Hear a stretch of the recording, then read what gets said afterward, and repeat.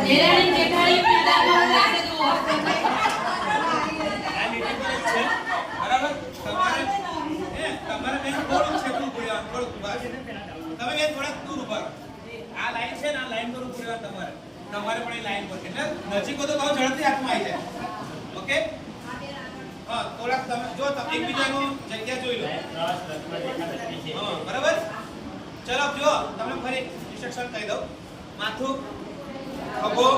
કમર અને ઘૂંટણ જો વળાય તો વાંધો નકર આટલે રાખો તો જતો નહીં ચાલ બરાબર ને અને